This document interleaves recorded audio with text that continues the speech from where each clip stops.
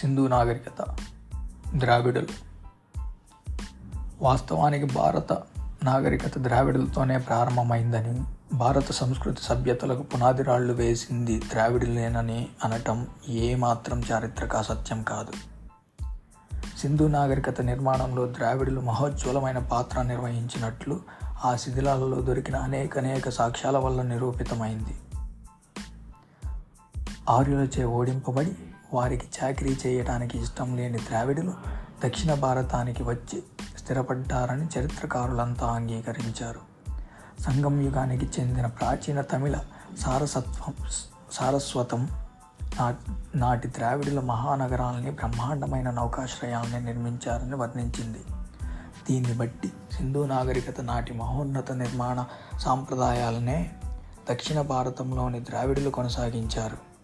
సింధు ప్రజల వేషధారణలో కనిపించే ధోవతి, ఉత్తరీయం ద్రావిడ సాంప్రదాయానికి చెందిందే.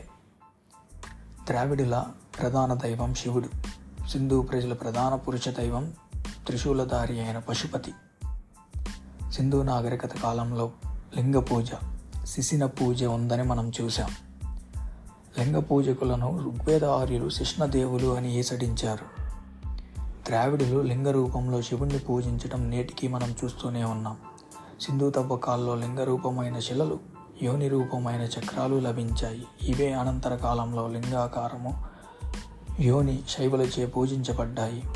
ద్రావిడులు తమ దేవుళ్లకు కోయిలను నిర్మించారు.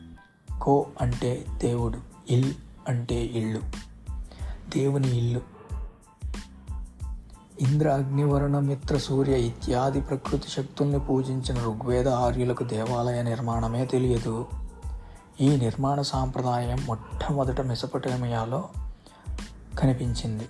సింధు ప్రజల పూజా విధానంలో కనిపించే ధూపదీపాలు, గీత వాయిద్యాలు ద్రావిడ సాంప్రదాయంలో సైతం కొనసాగింపబడ్డవి. పూజనంతరం దేవుడికి నైవేద్యం పెట్టి ప్రసాదం ఆరగించే ఆచారం సైతం ద్రావిడులదే.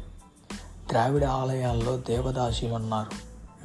మెసొపొటేమియాలో కూడా దేవదాసీలున్నారు. అయితే ఆనాడు వారు ఒక కులంగా మాత్రం లేరు.